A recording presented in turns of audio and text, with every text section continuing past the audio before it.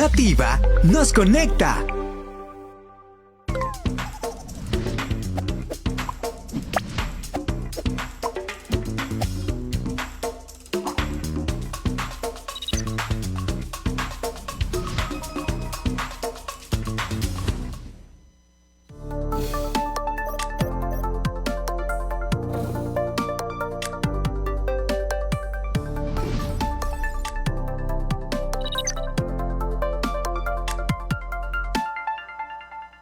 Muy buenas tardes, queridos amigos, muy buenas tardes y bienvenidos a estos conversatorios del Instituto del Futuro. Son entregas semanales, los días viernes a las 5 de la tarde, hora Perú, Bogotá, Ciudad de México, etc. Y estamos siempre alcanzándoles información útil, información sobre perspectiva del futuro, ¿no? ¿Qué va a pasar en el futuro? Sobre diversos temas. Y siempre nos acompañan, y gracias a ellos, desde ya nuestros invitados, nuestros panelistas, que hacen de esta hora pues una hora de profundo aprendizaje, de un interesantes comentarios y temas. Y yo particularmente lo disfruto mucho y, por supuesto, aprendo más. Y espero que ustedes coincidan conmigo. Bien, amigos, entonces el tema de hoy. ¿Cuál es el tema de hoy? Y por supuesto, agradeciendo a Nativa TV por la gentileza de acogernos aquí en este canal. El tema que nos convoca hoy día es hacia dónde se dirige la comunicación de crisis. Comunicación de crisis. Vamos a hablar de esto. Me parece a mí muy interesante. Seguramente aprenderemos muchísimo y por supuesto que tenemos un panel que nos acompaña. Voy a empezar presentando a toda la ronda de panelistas para un saludo previo, de paso que evaluamos si la comunicación es correcta, ¿no? Y todo lo demás. Voy a empezar con Estefanía Chumpitaz. ¿Cómo estás, Estefanía? Muy buenas tardes. Ella es directora digital de Apoyo Comunicaciones. ¿Cómo estás, Estefanía? Buenas tardes. Hola, muy bien. Muchas gracias por la invitación. Un placer estar con todos ustedes presentes. Encantado, Estefanía. Gracias por acompañarnos. También vamos a presentar a Juan Carlos Luján. Juan Carlos, qué gusto volver a verte. A los años, Guido. Volvemos a reencontrarnos. Encantado. Juan Carlos Luján es consultor y comunicación digital. Ahora voy a presentar a José Salazar. ¿Cómo estás, José? Muy buenas tardes. José es director de Proel, que es una de las primeras, si no es la primera agencia de manejo de crisis y estos temas de los que vamos a hablar. ¿Cómo estás, José? Bienvenido. Guido, muchas gracias y buenas tardes a todos los colegas. Perfecto, creo que todos estamos muy bien con el sonido, con la imagen, todo. Entonces vamos a presentar a nuestro último panelista, Sergio Bolívar. ¿Cómo estás, Sergio? Muy buenas tardes.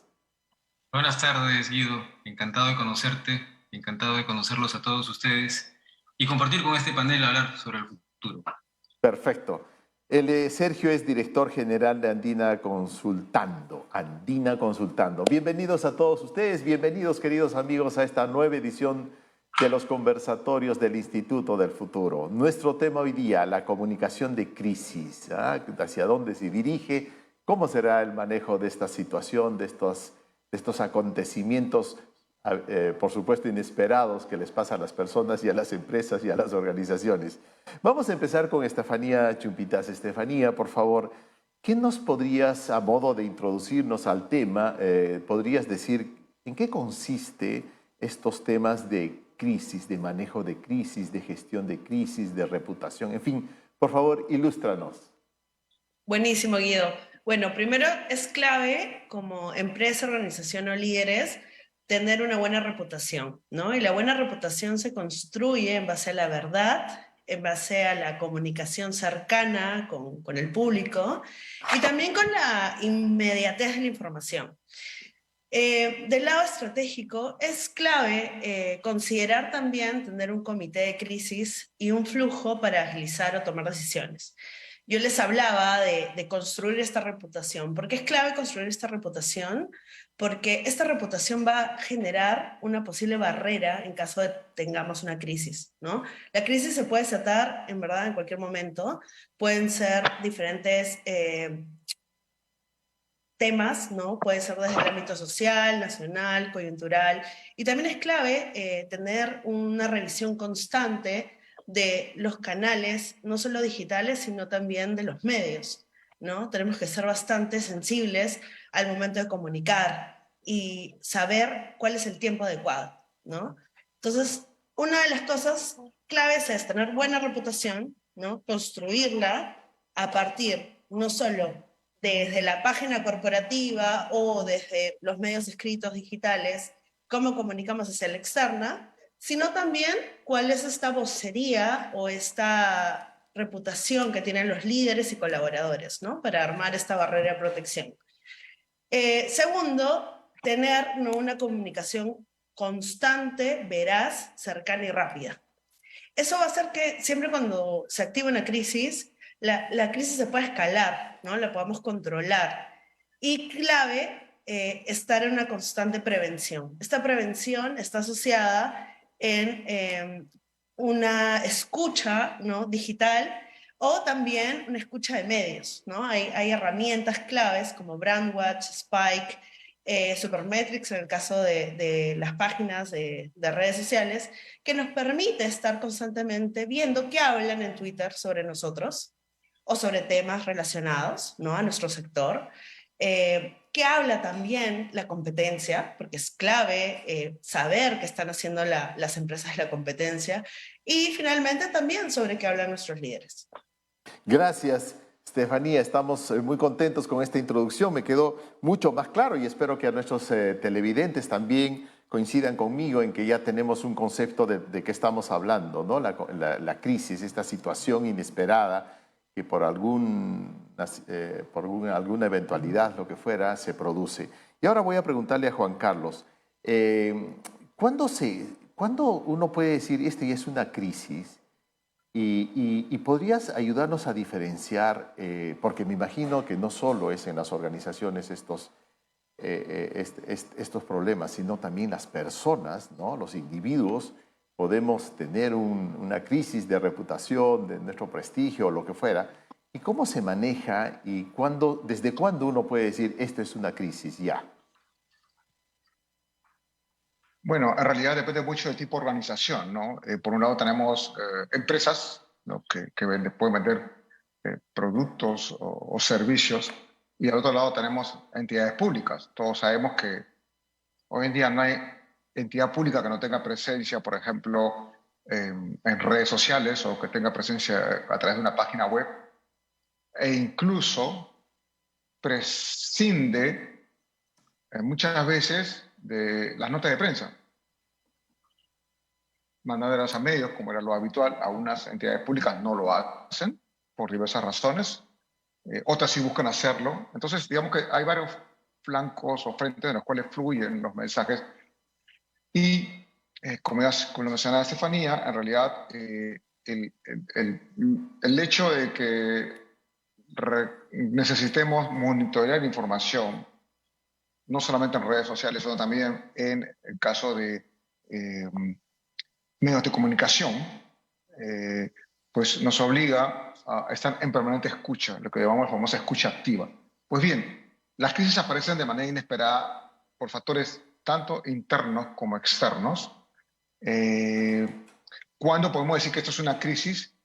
Pues cuando el tema comienza a ser, y yo mencionaba aquí, escalable, en el sentido de que, por ejemplo, desde nuestra perspectiva, es escalable cuando la información negativa hacia mi marca, tanto institucional o personal o empresarial, escala, por ejemplo, por un tweet, caso René en estos momentos, ¿no? Y la información donde, por ejemplo, descubren de que cualquier persona puede generar o matar, entre comillas, a un ciudadano a través de la plataforma RENIEC, eso comienza con un tweet. Comienza a escalar entre grupos que comparten, comienza a crecer. No es necesario que sea una tendencia en Twitter en realidad, sino es ver que ya vemos a varias personas y sobre todo gente que, entre comillas, les considera como influyentes o celebridades que comienzan a hacer RT, a comentar y salta luego a un medio de comunicación digital, ¿no? Ahí es cuando ya, digamos, y creo que lo hizo bien Reñica en el sentido de salir con una rueda de prensa a intentar explicar lo que está ocurriendo, ¿no? no demoraron en responder, ¿no? Y en este momento están buscando atenuar, aunque la crisis se mantiene todavía, son tendencia, ellos sí son tendencia en estos momentos, por ejemplo, ¿no? Es una situación realmente bien complicada porque tiene componentes políticos, ¿no? Entonces, es escalable. Ahora, ¿cuándo es crisis o no? Pues depende mucho del tipo de servicio o tipo de producto que la empresa vende, ¿no? Cuando ya comienza a hacer la comida de todos, y eso es fácil detectarlo a través de los sistemas de monitoreo o restando el mismo Twitter, ¿no?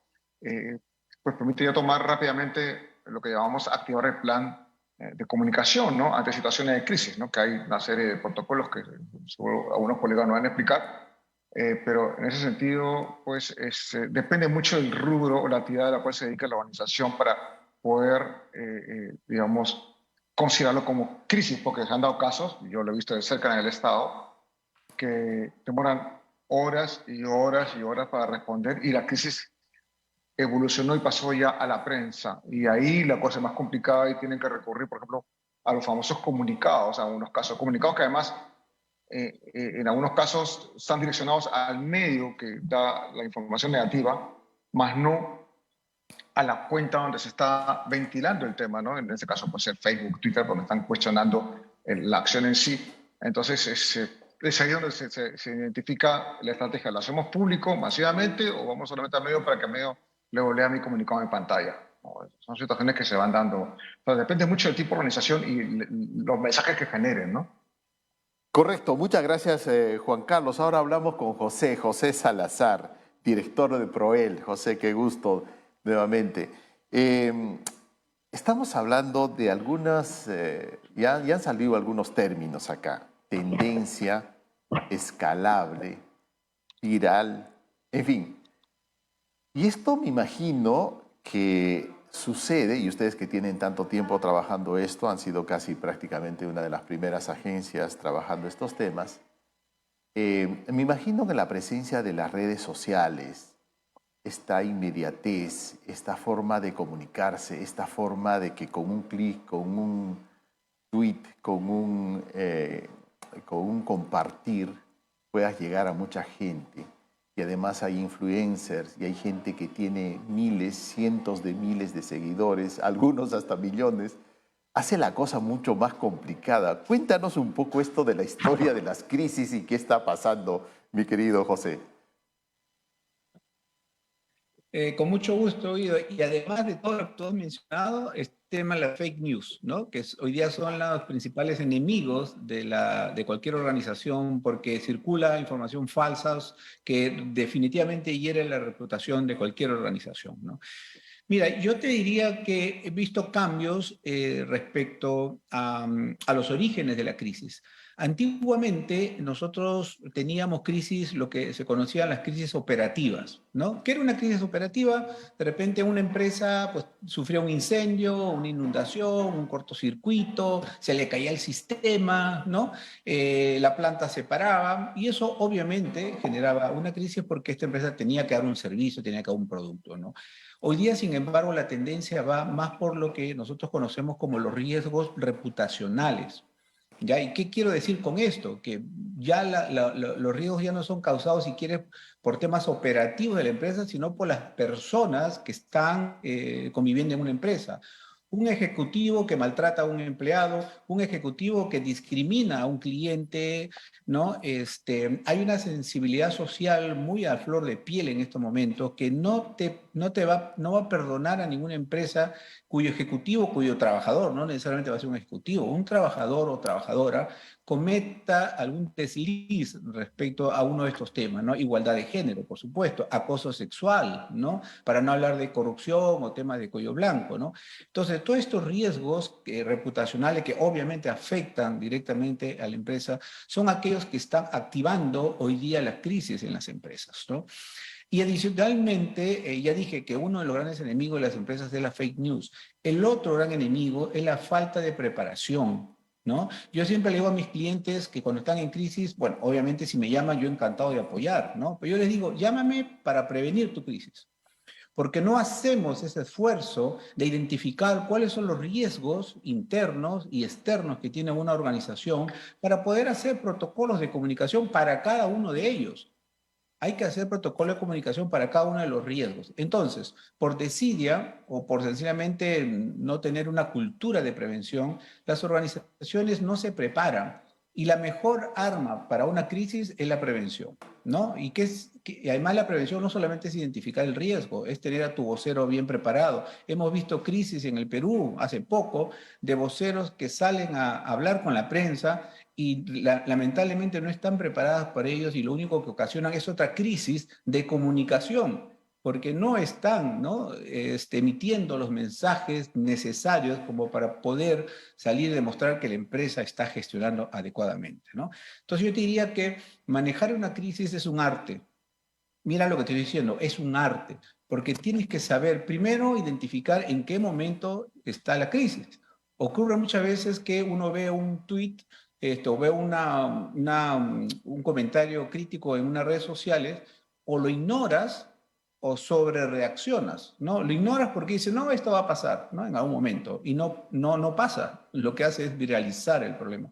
O sencillamente le respondes de una manera adecuada, a destiempo, y lo que estás generando ahí es, más bien, estás alimentando una crisis, ¿no? Entonces es un arte de gestionar y sobre todo lo primero es identificar si realmente estás frente a una crisis o no, para poder ya, una vez que ya tú identificaste la crisis, ya viene toda una estrategia detrás para comenzar a gestionar adecuadamente, ¿no? Perfecto, me parece un nuevo tema acá ya es la falta de preparación. ¿Cómo prepararnos? ¿Cómo preparar a la organización? ¿Cómo preparar los recursos humanos, al equipo de personas que colaboran en la empresa para comenzar a entender estos temas de cómo se generan las crisis, ¿no? Y efectivamente hay poblaciones, hay colectivos que están muy sensibilizados y hacen bien seguramente por estar muy atentos a ciertas situaciones como las que mencionaste, José, el manejo de discriminación, un problema de mala atención, de racismo, en fin, varias de estas actividades pueden generar realmente crisis muy fuertes.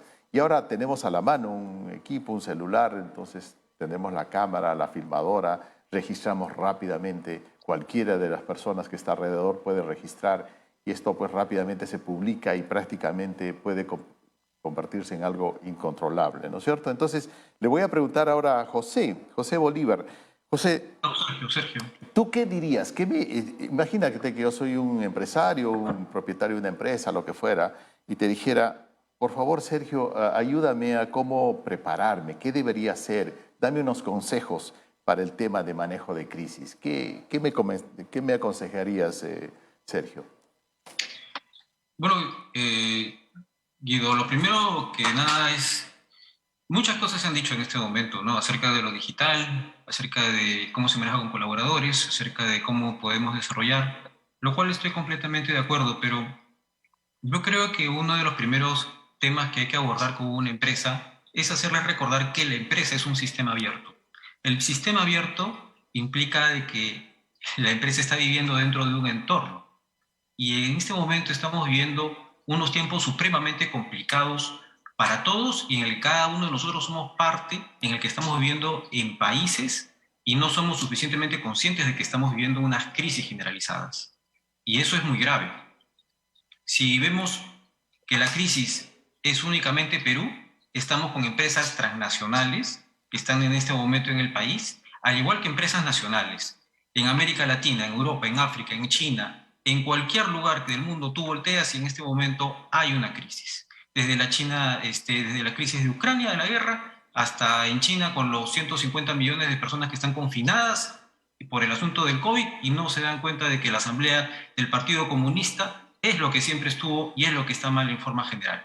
Entonces, a mí me preocupa mucho el futuro. Como tú dices bien en el Instituto del Futuro, tenemos que ver claramente qué es lo que va a suceder en el futuro. Yo tengo un hijo pequeño, entonces pienso que el futuro es lo primero que tenemos que abordar dentro de una crisis. ¿Qué es lo que ha sucedido? Si vemos alrededor, los grandes empresarios, como Jeff Bezos, que es un CEO de una de las principales, presidente de una de las principales empresas en el mundo, tiene en sus manos el gran conocimiento del Big Data, una de las grandes, digamos, más importantes recursos en este momento del mundo. Y su primer viaje al espacio, ¿no? Lo hace con su compañía privada. Con lo cual, claramente a mí me deja preocupado acerca del fruto de lo que realmente es lo que se piensa de lo que debe ser lo más importante para el mundo.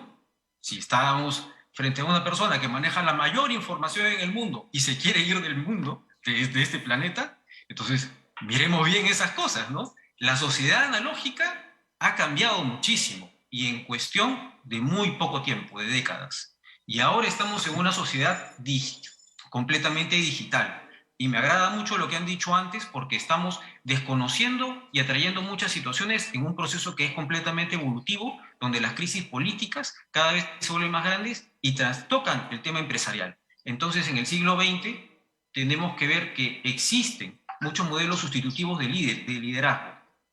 Y este liderazgo implica revisar aspectos que están en el entorno hoy en mi día, que son desde la autoridad, desde los procesos electorales, desde los temas ideológicos y también campañas que se pueden estar desarrollando en mercadotecnia, donde nosotros tenemos que cambiar un poco la dinámica del liderazgo, porque está permitiendo de que de alguna forma también las propias empresas tengan una preponderancia mucho más grande como corporaciones que imprimen modelos sociales a nivel mundial.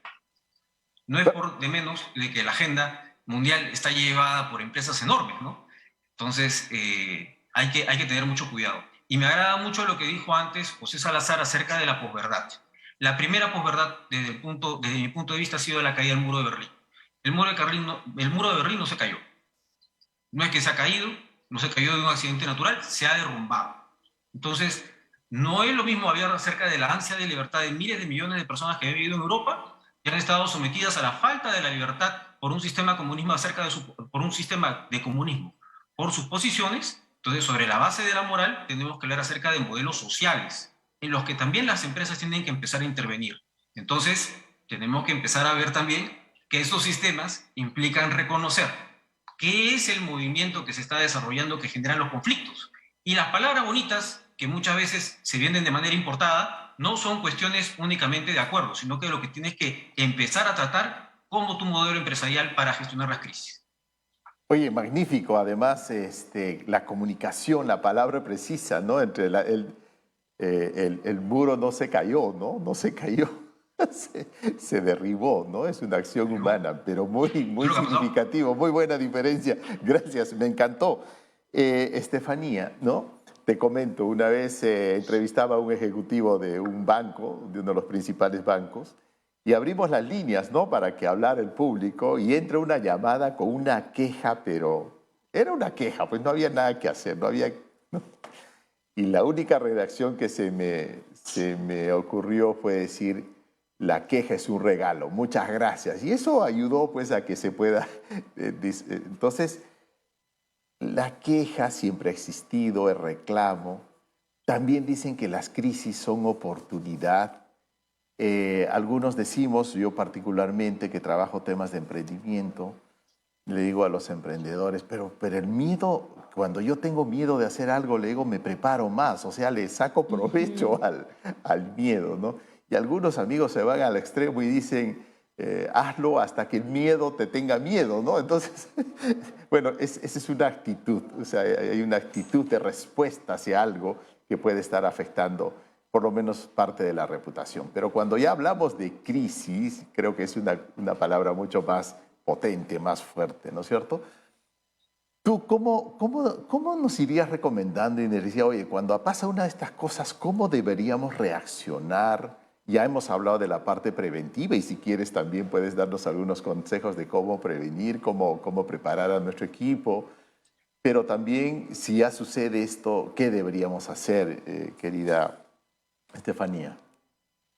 Primero, reconocer, ¿no? La diversidad de opiniones. O sea, lo que tú has dicho es algo bastante rico y valioso, ¿no? Una queja está bien recibida, es un regalo, ¿no? Nosotros trabajamos, las empresas y los líderes trabajamos por nuestros clientes y para ellos, ¿no? Entonces, una queja o una opinión siempre tiene que ser bien recibida, pero debe ser atendida, ¿no? Si no, no tiene solución y no hay un desarrollo en el corto, mediano, largo plazo, ¿no? Entonces, en ese momento el líder ha tenido pues una cercanía valiosa, ¿no?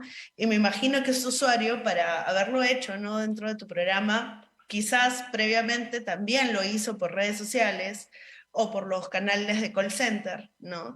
Entonces ahí mi consejo y sugerencia para todas las empresas, corporaciones y líderes es la escucha, ¿no? La escucha, el entendimiento, hacer constantes reportes y levantamiento de estos comentarios, ¿no? Yo vengo trabajando en redes sociales desde hace más de 9 años y una de las primeras cosas que aprendí fue a responder absolutamente todos los comentarios que nos hacían y las preguntas que nos hacían los usuarios también. Esas preguntas se deben de categorizar, ¿no? Por diferentes temas y claramente puedes tú evitar y prevenir una crisis con esta escucha, con esta respuesta, ¿no?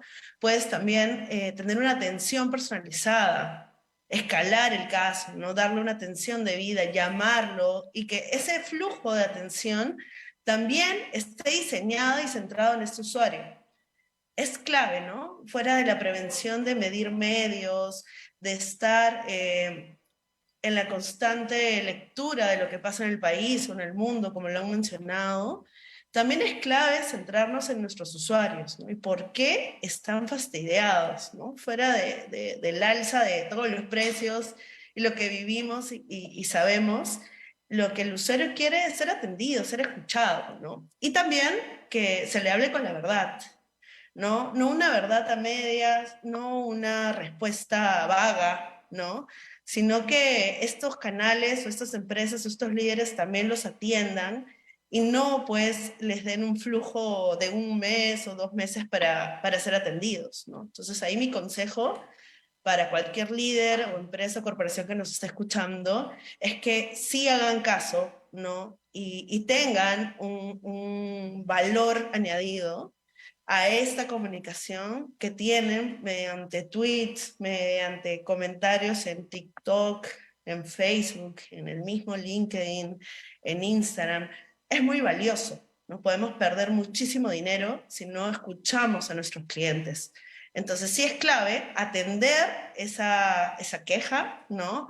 Recibirla, abrazarla y ayudar, ¿no? A mejorar nuestros procesos. O sea, preguntarnos hacia la interna qué podemos hacer mejor cada día. Porque al final, si no corregimos, ¿no? Con nuestro equipo multidisciplinario, porque hemos hablado, ¿no? de medir la seguridad, de hacer media training, ¿no? De repente tenemos un líder muy capacitado y nuestro canal de atención por teléfono es pésimo, ¿no? ¿Qué hacemos? Manejamos la crisis, pero sin embargo desatamos otra crisis porque nuestra atención en nuestros canales digitales no son los adecuados. Entonces hablamos una verdad a medias, ¿no? No estamos solucionando el problema, sino solamente estamos maquillándolo. Entonces ahí mi recomendación es invertir tiempo, ¿no? En procesos desde el más pequeño que parezca hasta el más grande, ¿no? Solucionar hacia la interna primero y luego hacia la externa y juntos trabajar en esas soluciones. Para que después, en el momento de que tengamos la crisis, si este usuario que hizo la queja fue atendido, nos va a defender. O sea, un usuario atendido, un usuario contento con el servicio, nos va a defender, nos va a ayudar, ¿no? Incluso va a compartir nuestro comunicado, va a dejar un comentario positivo, ¿no? Muy probablemente dentro de la publicación que hagamos. Y si es un colaborador, ¿no? Que también pasan, han mencionado casos de racismo, clasismo, ¿no? Discriminación. Si no es atendido, ¿no? Y esta queja no es escuchada y de repente es, ¿no? Pues pasada como un pincelazo y no se le ha atendido esta queja, ese colaborador no nos va a defender, ¿no? Es más, se va a ir del trabajo, va a hablar pésimo de nosotros y no va a construir, ¿no? Una reputación positiva, ¿no? Va a arruinarnos. Entonces, es clave no solamente tener a nuestros clientes externos felices, sino también a nuestros clientes internos demasiado felices, ¿no? Porque ellos van a hablar de nosotros, van a ser, ¿no? Nuestros embajadores, nuestros propios influenciadores, ¿no? Entonces, mi consejo es ese. Escucha constante, comunicación veraz, cercana, rápida, ¿no? Recibir las quejas, abrazarlas, tener, ¿no?, un equipo que escuche esas quejas y que vea por qué no está avanzando el flujo o en qué no ajustar. También cabe resaltar que pues nuestra sociedad también últimamente se queja por todo, ¿no? Pero hay quejas, hay quejas muy válidas, ¿no? De tiempos de atención, hay quejas de casos, ¿no?, atípicos, como hay quejas, ¿no?, que son parte del día a día, que disfrutan, ¿no? Por ejemplo, los tuiteros, ¿no? Yo amo Twitter, ¿no? Yo tengo Twitter hace muchos años, pero mi Twitter es una diversión, porque, ¿no?, el 60-70% del día la gente se queja porque salió el sol, ¿no? Se queja porque hace más frío, pero es parte también, ¿no?, de nuestro día a día, ¿no? Hay comentarios que pueden ser quejas no tan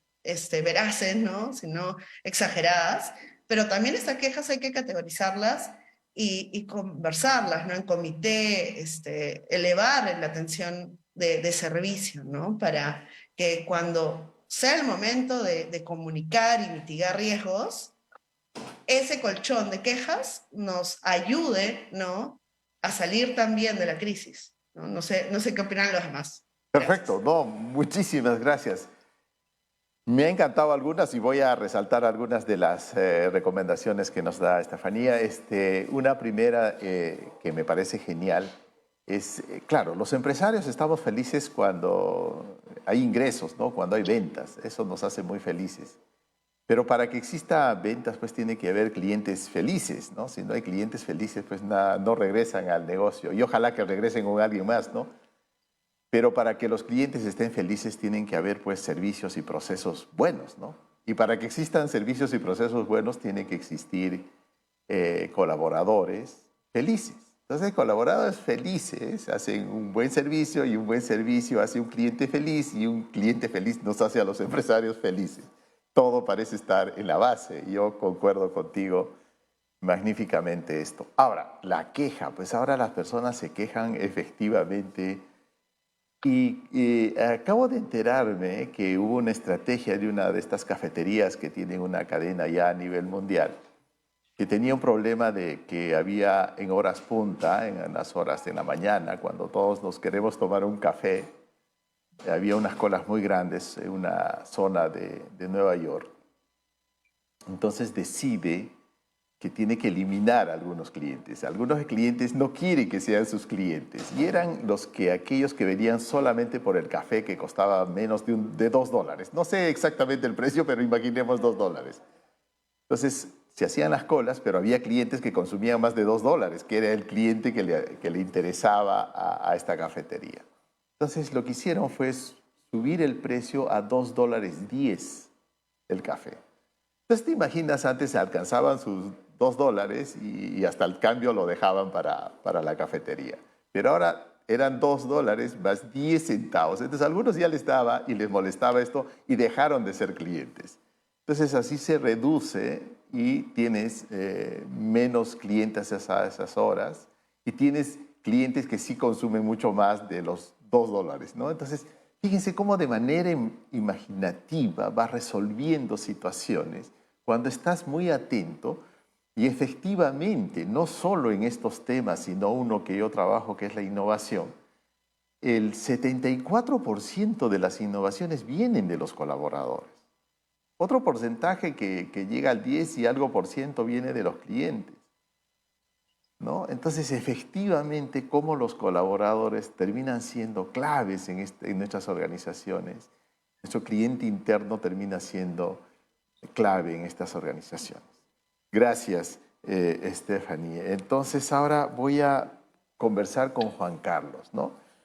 Juan Carlos, estamos hablando de reputación, de confianza, y la reputación y la confianza se construye muy largo, ¿no? Pero cuando se destruye como una vez una persona me dijo así, es como un espejo, ¿no? Tú sueltas el espejo, se hace añicos y anda a reconstruir. Si tú pierdes la confianza en alguien, si tú le fallas a una persona, tú fallas, reconstruir esa confianza es muy complicado. Reconstruir la reputación, me imagino que también es muy complicado. ¿En Sí, qué consiste esto, Juan Carlos? ¿De qué estamos hablando cuando hablamos de reputación? bueno, como tú bien lo señalas, reconstruir es bien complicado, ¿no? Sobre todo en la relación empresa-cliente. Definitivamente eso amerita todo un cambio, no necesariamente en la parte comunicacional, sino internamente en la organización, ¿no? Una reingeniería respecto a cómo vienen trabajando, ¿no? Desde la parte de liderazgo, en la relación con los mismos trabajadores para poder pues, estar todos sintonizados hacia, digamos, el cambio de imagen o percepción que la gente pueda tener sobre la organización. Eh, Respecto a cómo construirlo, bueno, todo se ha radicado en la confianza, ¿no? En la transparencia que puedan ofrecer a través de los servicios que están dando hacia los usuarios. Ahora, como bien señalabas, pues con este tema de las redes sociales, prácticamente casi todas esas acciones están derivadas al entorno digital, ¿no? La marca, las empresas están, digamos, con esta presencia, sea página web o sea en redes sociales. Entonces, todo lo que se va a construir para recuperar esa confianza normalmente la derivan a ese entorno, además de trabajar en la parte interna, ¿no? Con la comunicación interna, con los trabajadores. Y esto definitivamente funciona con un nuevo plan, ¿no? Un plan de comunicación, un plan que les permita pues transparentar acciones, los procesos en sí, el tema de desarrollo de productos centrados en el usuario, por ejemplo, ¿no? Donde trabaja mucho el tema de la empatía, ¿no? Y ahí es ahí donde, pues, por ejemplo, se trabaja pues, con elementos de asertividad en la comunicación, el tema de respuestas inmediatas frente a las consultas o comentarios o que puedan darse. Y lo mismo el trabajar comunidades, ¿no? Es importante también trabajar comunidades, tener presencia en comunidades. Normalmente cuando hablamos de comunidades creemos que está en Facebook o en Twitter, pero también, por ejemplo, están en Reddit. Hay un buen número de peruanos que están en Reddit y comentan temas de diversa índole, ¿no? Que incluso van hasta el tema político, ¿no? Y yo la verdad es que me quedé bastante sorprendido porque no solamente habían gamers, sino hay gente que aborda diversos temas, incluso de gastronomía. Si bien eso es cierto, es una plataforma en inglés, pero hay comunidades en español que abordan diversos temas. Entonces, el tener presencia en comunidades como marca es sumamente importante para poder no solamente reforzar presencia, sino ganar nuevos seguidores también con los productos que estemos desarrollando, ¿no? Correcto. Gracias, Juan Carlos. Ahora vamos a pasar a José Salazar. José, estamos hablando de reputación, hemos hablado también de la confianza, lo dijo Juan Carlos, es un tema de confianza. A veces estos temas son difíciles, muy difíciles de reconstruir. Sin embargo, la confianza es muy valiosa, ¿no? Demasiado valiosa. Nosotros podemos hablar de países de confianza, economías de confianza y economías donde lo que falta es esta confianza. Uno de nuestro caso es eso, no confiamos en nuestros vecinos, en nuestras autoridades. Y claro, la confianza se construye sobre un valor, ¿no? Que es el respeto de compromiso. ¿Y por qué la confianza, ¿no es cierto?, es tan útil? ¿Por qué es tan importante? Por una maravillosa cualidad. La confianza hace las cosas más fáciles. Cuando una pareja hay confianza, esa relación es muy agradable, muy bonita, muy natural, muy simple, muy fácil de llevar. Pero cuando no hay confianza es muy complicado. En los negocios, en la política, en cualquier actividad humana, si no hay confianza se complican las cosas. Acá. Y ese respeto de compromisos pasa por la puntualidad. El primer compromiso que tenemos todas las personas es ser puntuales. Porque dice, no el que falle en lo pequeño, falle en lo grande, y el que cumple en lo pequeño, cumple en lo grande. Perfecto. Entonces, ese compromiso inicial, ese respeto, es de decir, bueno, si lo puedo hacer, confía en que lo vas a tener mañana a la hora que te digo. Y si no lo puedo hacer, también le digo, no lo puedo hacer. Eso genera esas economías de confianza y esa reputación y esa construcción que lleva años y años y la gente se va ganando este prestigio. Entonces, José, yo quería preguntarte, Una vez que esto pueda suceder, que a pesar de que has trabajado por la confianza, por la reputación, pueda suceder alguna situación complicada, que ahora estamos llamando una crisis, ¿cómo deberíamos gestionar? Danos algunas recomendaciones de cómo deberíamos gestionar estos temas, mi querido José.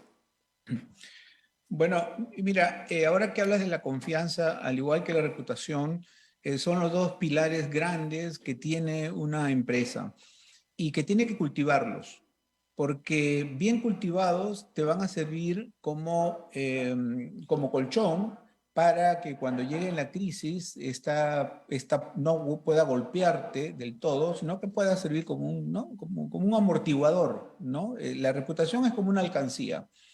Tú vas incluyendo en esta alcancía tus valores, tus principios, tus reconocimientos, porque al final, ¿cómo medimos la reputación? Es el reconocimiento que hacen los distintos grupos de interés sobre lo que tú haces, ¿no? Cómo te perciben, ¿no? Pero claro, tú tienes que trabajar primero tu realidad interna, tienes que ser una muy buena empresa, tienes que tener buenas prácticas, buenas políticas, trato con tu personal adecuado, trato con el proveedor, ¿no? Es decir, y luego tienes que salir a buscar el reconocimiento de todos estos grupos de interés. Porque ocurre que muchas empresas tienen y ahora que se acaba de presentar dicho sea paso, el ranking Merco, ¿no? Yo leo esos rankings y veo que muchas empresas no deberían estar en el puesto que están ahí. ¿Por qué? Porque no tienen estas prácticas, ¿no? Su realidad no se condice con esa ubicación en este indicador. Yo soy muy crítico de estos indicadores porque al final todas las empresas y mis colegas comunicadores, ¿no? Están preocupados porque sus empresas no salieron en este indicador, ¿no? Y a veces ellos están preocupados porque su gerente general quiere estar ahí, ¿no? Aparece en gestión el ranking y no están, y entonces es todo un dolor de cabeza para ellos, ¿no? Y yo siempre le digo, no gestiones tu reputación en función de un ranking, porque ya sabemos también que detrás de estos rankings hay prácticas que no necesariamente son muy transparentes, ¿no? Entonces tenemos que tener cuidado con eso. Yo creo que lo mejor es que las empresas trabajen su reputación obteniendo ese reconocimiento primero interno de tu trabajador y luego externo, ¿no? Entonces, llegada a la crisis, ¿tú qué haces? Coges de tu alcancía tu valor de respeto al medio ambiente. Imagínate que tuviste una crisis medioambiental, tuviste un derrame y tal, que fue fortuito, un error humano, lo que sea. Tú puedes tener un mensaje poderoso y decir, ha ocurrido este evento, pero nosotros tenemos prácticas, ¿no? Adecuadas, estándares altos de medio ambiente, pero lamentablemente ocurrió un error, ¿no? Entonces la gente, el público te va a perdonar si siente y sabe que detrás de tu organización hay prácticas, ¿no? Imaginemos al revés, ¿no? Ocurre este evento y la empresa dice lo mismo, que tiene buenas prácticas, y todos los que conocen a esta empresa saben que esto no es así, por el contrario, se convierte en un boomerang reputacional negativo hacia la empresa, ¿no? Entonces hay que trabajar primero la realidad de la empresa, sus prácticas, ¿no? Entonces, estallada la crisis, tú echas mano a esa alcancía y vas sacando, ¿no? Como si fueran monedas, todas tus buenas prácticas, ¿no? Tus reconocimientos también, ¿por qué no? Para que demuestres que en el tiempo organizacional que has tenido has logrado estos reconocimientos con prácticas saludables y transparentes, ¿no? Y genuinas, sobre todo, ¿no? No trabajando en el ranking nuevamente, sino trabajando más en tu realidad, ¿no? Entonces, claro, hay que construir esta reputación desde adentro, hay que construir la confianza, porque eso te va a garantizar una salida más adecuada a cualquier crisis, ¿no? Y si bien es cierto, las personas pueden perder la confianza en ti, yo creo que también hay mecanismos de cómo recuperas esa confianza, ¿no? Ya tienes que trabajar aparte en un proceso de recuperación de marca para poder volver a posicionar a tu empresa en el lugar que le corresponde, ¿no? Excelente, José. Qué linda reflexión. Te agradezco. Y recuerdo alguna vez comentar y estábamos hablando sobre estos temas con un líder, con un profesional. Y coincidíamos que la puntualidad es el primer compromiso, el más sencillo, y hay que ser puntuales, no podemos llegar tarde. Y, y yo le pregunto y le digo, ¿y si tú llegas tarde, qué haces? No pido disculpas, no digo nada. ¿Y sabes por qué? Me dice, porque la gente me conoce. No necesito explicar, porque ellos saben que yo soy puntual. Y fíjate los beneficios de haberte hecho de un prestigio, de una confianza, de una reputación. Porque la gente que te conoce va a decir no y hasta te puede defender, ¿no? Si hay alguna de estos comentarios que puedan ser maliciosos. Ojalá que lleguemos así. Muy bien, entonces le voy a pedir a Sergio que por favor nos diga si podemos anticiparnos a estas crisis. ¿Es posible? ¿Hay técnicas? Ustedes los especialistas ¿pueden anticipar algunas de estas crisis?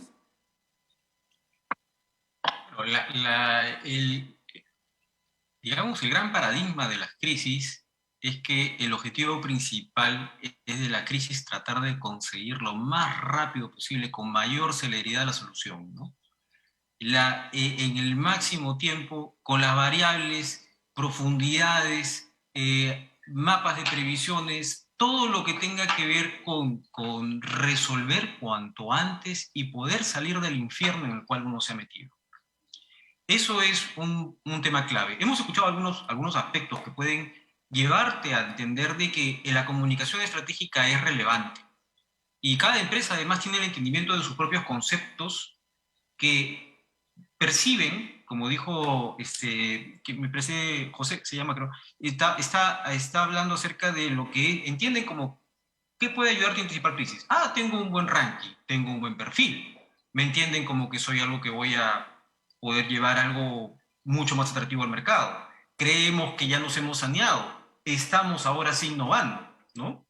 Deberíamos suceder de una forma similar cuando hablamos acerca de reputación, porque se entiende de que es el activo más importante, así como que es el intangible más poderoso que tiene la empresa. Entonces, esa construcción de la reputación tiene que ver con la anticipación frente a la crisis.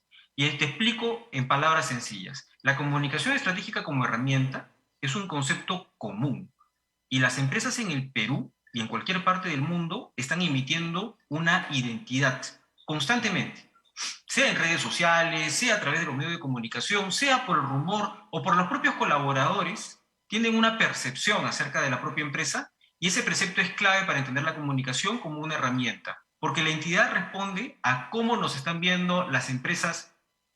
¿Cómo están viendo las empresas a sí mismas? ¿Cómo se están viendo? Y la imagen, de alguna forma, es la visión que tienen los externos acerca de la empresa. Pero en reputación, cuando hablamos de reputación, hablamos del colectivo de percepciones de los stakeholders.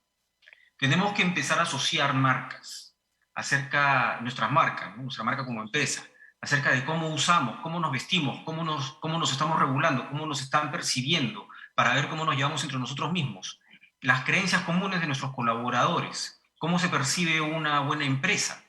De cualquier forma, una empresa que está afectando actualmente sus expectativas en torno a que va a invertir más o va a hacer nuevas cosas, tiene que evitar que hablen mal de sí misma.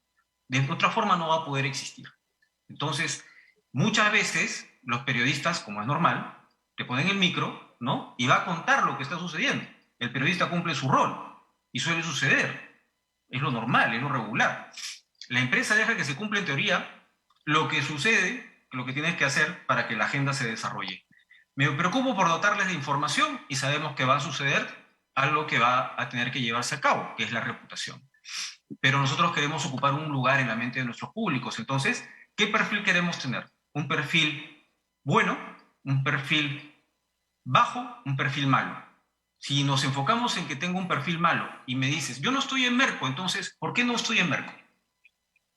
O te dices, yo estoy en Merco, soy lo máximo, voy a estar ahí campante, ¿no? Como el más grande de la fiesta. No es exactamente eso. Lo que tienes que tener es un perfil bueno y no está necesariamente añadido a un indicador comercial. Entonces, la empresa no tiene necesariamente una elección, tiene que formar una imagen, pero no quiere decir de que ésta esté atada hacia un medidor. Tiene que formar una imagen que no le disguste a los demás. Por esa razón, yo creo que el principio de comunicación es pragmático. Tiene que desarrollarse en función a la gestión de lo que se desarrolla el día a día con la comunicación estratégica y no quedarse atrás y rezagado y no cometer los errores normalmente que son de crisis, porque si no hay, a ver, voy a hacer un juego de palabras acá, si no hay un imprevisto no existe la crisis. Pero lo importante es que no improvises. Entonces, si tú no has improvisado, no estás frente a una crisis. Y hay muchos errores que te pueden llevar hacia que tú estés dentro de una crisis y estar pasándola muy mal. No reaccionar a tiempo, no reconocer tus errores, no pedir perdón oportunamente, no echarle la culpa a los demás. Entonces, la gestión de la comunicación tiene que ser un esfuerzo que se asigne y se produce tanto al desarrollo de las noticias como también tener un backup de un protocolo de crisis para tenerlo como una especie de bolsa de seguro. Ese seguro que no lo vas a utilizar a menos de que sea necesario. El seguro de tu auto por un activo que ya tienes para que suceda, ¿no? Si va a suceder, vas a tener algo con que afrontar difícilmente esa situación. Y hay muchos factores y aspectos que se tienen que tomar en cuenta para tener un posicionamiento adecuado, y yo creo que el desarrollo de la imagen y tener políticas de posicionamiento estratégico son las claves para conducir un manejo profesional para adecuarte frente a las crisis. Gracias, mi estimado Sergio. Qué interesante, qué interesante. Ya estamos llegando al final de nuestro programa y le voy a pedir a Stephanie que cierre con broche de oro con un comentario de unos 2 minutos. Si tendrías que explicarme, Stephanie, decirme, Guido, mira, la reputación es importante por esto, por esto, por esto. ¿Nos podrías explicar por qué es importante la reputación en una empresa, en una organización? Sí, claro. Primero porque la reputación es lo que van a decir de ti, ¿no? Tú pusiste un ejemplo sobre la puntualidad, ¿no? Y que si alguna vez alguna persona llegó tarde por algo de motivos, no tiene que disculparse porque va a ser, ¿no?, comprendido porque no lo hace frecuentemente. Entonces la reputación es eso. La reputación es lo que dicen de nosotros cuando no estamos presentes, ¿no? La reputación es lo que se construye no solo digitalmente, ¿no? Hay un error súper frecuente que lo están usando en los últimos 2 años, ¿no? Hablamos mucho de la reputación digital. La reputación es una sola, ¿no? La reputación se construye en todos tus años, ¿no?, de experiencia o de actitud, desde que entras a un edificio y saludas, ¿no?, a la persona que trabaja cuidando el edificio, mientras que subes a tu oficina, ¿no?, y te cruzas con otras personas y también eres amable. Y luego, lo que tú publicas, ¿no?, en redes sociales, no solamente en LinkedIn, ¿no?, cómo te ves en Facebook, cómo te ves en Twitter, cómo te ves en Instagram, TikTok y demás. Cómo te expresas, ¿no? Entonces, la reputación se tiene que construir todos los días. Y esa reputación también va a hacer que otras personas, ¿no?, tú puedas llegar a inspirarlos.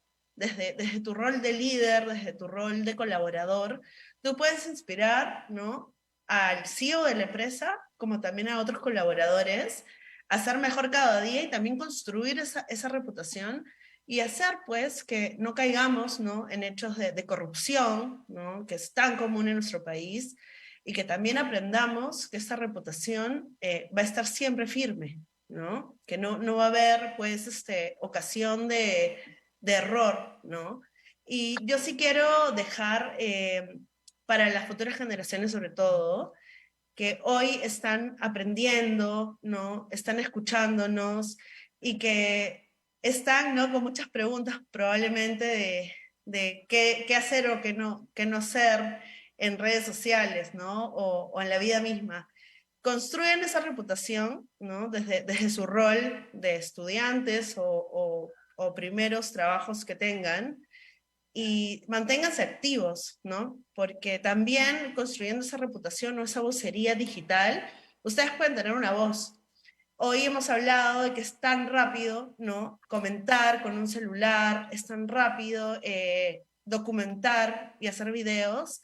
Entonces es tan rápido también ser escuchados y hacernos conocidos en el rubro que nosotros querramos desempeñarnos, ¿no? Perfecto, Stephanie. Te agradezco muchísimo el tiempo estirando en los medios de Gracias. comunicación. A todos ustedes un aplauso y muchísimas gracias. No hay tiempo para más. Nos vemos en nuestra próxima entrega de los conversatorios del Instituto del Futuro. Solo para comentarles que tenemos el programa Escuelas Emprendedoras. Pueden comunicarse con nosotros a culturaemprendedora.com para conocer sobre la propuesta de educación emprendedora desde edades tempranas. Muy buenas tardes. Hasta la próxima entrega.